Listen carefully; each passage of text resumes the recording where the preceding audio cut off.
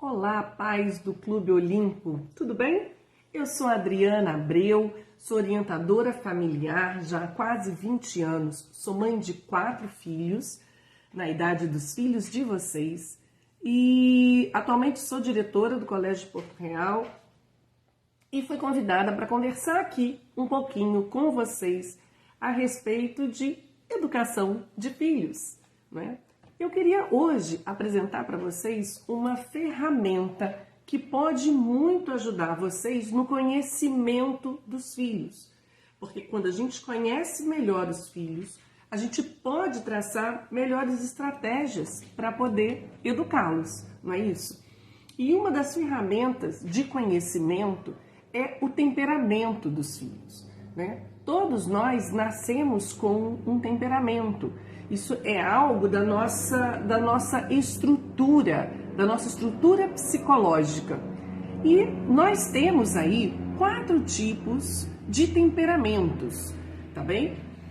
Dentro desses tipos, a gente pode encontrar aquele com o qual a gente mais se identifica, aquele com o qual a gente mais se aproxima, né? Em geral, nós temos traços de todos os temperamentos, de todos os 4 temperamentos, mas é sempre um que vai dominar o quadro da nossa personalidade, tá bem? E por que conhecer o temperamento pode nos ajudar? Porque o temperamento é a forma com que nós naturalmente percebemos o mundo e reagimos ao mundo. Então, pessoas de temperamentos opostos percebem o mundo de forma diferente e reagem às questões do mundo de forma diferente. Então, isso pode ser uma fonte de conflito muito grande entre você e o seu filho. Você apresentar determinadas propostas para ele, você entender aquela proposta, ver a importância daquela proposta, só que o seu filho não consegue perceber da mesma maneira que você. E muitas vezes você pode estar achando que aquilo é uma implicância do seu filho, é uma desobediência do seu filho, mas não. Isso pode ser simplesmente uma questão de temperamento.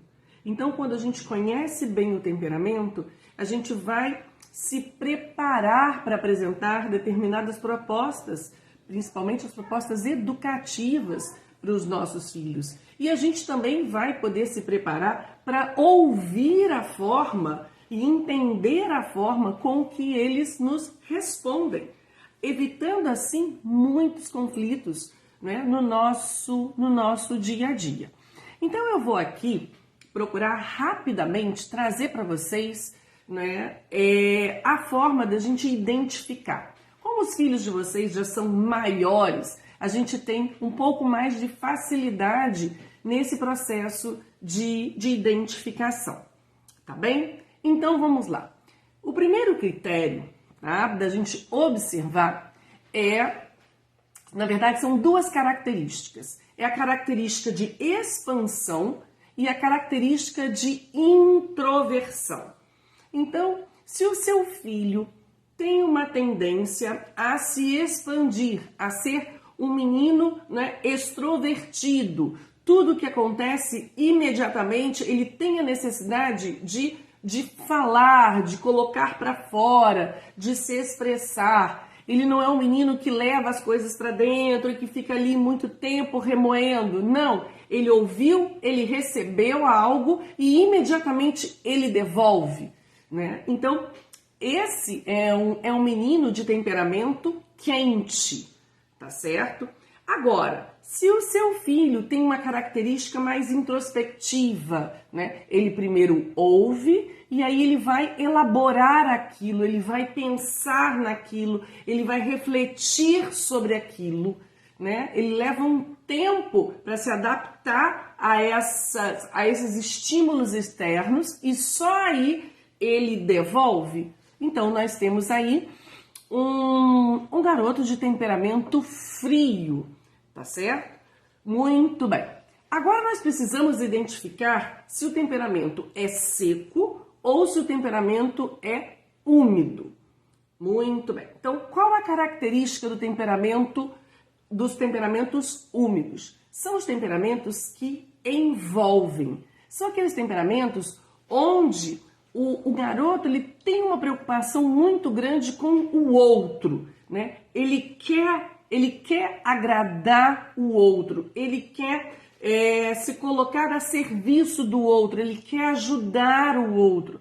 Ele tem uma preocupação real com o que o outro está sentindo. Ele tem uma capacidade de empatia grande, ele tem uma capacidade, né, de envolvimento muito grande.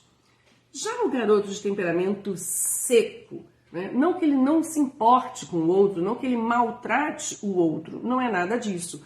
Mas o que o move, o que leva à sua maior preocupação são os seus ideais. Ele coloca os seus ideais em primeiro lugar. Ele visa, né? E são grandes ideais, não estamos dizendo aqui de pequenos ideais, mas são grandes ideais, né? Ele vai perseguir esses ideais, né? Ele se preocupa também com o outro, mas, em primeiro lugar, os seus ideais, as suas metas, os seus objetivos, tá bem? E, em geral, o temperamento seco, né, é um temperamento que guarda mais as coisas, que fixa mais as coisas. No seguinte sentido, né, se ele recebeu, né, uma mensagem, né, muito dura e aquilo impactou ele guarda aquilo, ele não esquece, ele tem uma dificuldade maior, né, para esquecer e até mesmo para perdoar, né? Aquilo fica na memória dele e toda vez que ele lembra desse acontecimento, ele volta a sofrer com esse acontecimento, tá certo? Então, esses são os de temperamento seco. Então, vamos agora combinar essas características para definir o temperamento. Então, aquele que tem o temperamento quente, ou seja, que é expansivo, mas que é seco, é de temperamento colérico. Aquele que tem o temperamento quente, mas é de envolvimento, ou seja, é úmido, tá? Ele tem o temperamento sanguíneo. Aquele que tem o temperamento frio e envolvente é o fleumático. E aquele que tem o temperamento frio, mais seco, é o de temperamento melancólico. Tá bem? Muito bem. Agora, eu gostaria de apontar para vocês algumas características muito simples relacionadas aos adolescentes com esses temperamentos e como a gente pode lidar melhor com elas, tá bem? Os adolescentes coléricos, por exemplo, eles gostam muito de um enfrentamento verbal com os pais. Gostam mais, né, tem uma tendência maior a entrar em confronto verbal com os pais. Eles estão em busca aí de uma autoafirmação, de mostrar que eles já podem, que eles têm capacidades, e capacidade principalmente de se autogovernar. Então, o que pais de adolescentes coléricos podem fazer? Né? Ao invés de darem comandos muito diretos, né, para os seus filhos, eles podem sugerir, eles podem trabalhar com a inteligência dos filhos e através de um diálogo, mostrar para o filho, né, por que ele deveria fazer tal coisa. Né? Mostrar para que ele possa usar a sua inteligência. E você mostrar para ele que você confia na capacidade de raciocínio dele, na razão dele. Então você apresenta os motivos, deixa ele pensar, mostrando que você confia na capacidade dele de entendimento dessa situação. Em geral, né, isso faz com que o adolescente colérico se sinta valorizado. Ele percebe, poxa, né, meu pai de fato confia em mim, então eu não preciso ficar batendo de frente com meu pai. Se meu pai tem esse nível de confiança, eu quero agora corresponder a esse nível de confiança.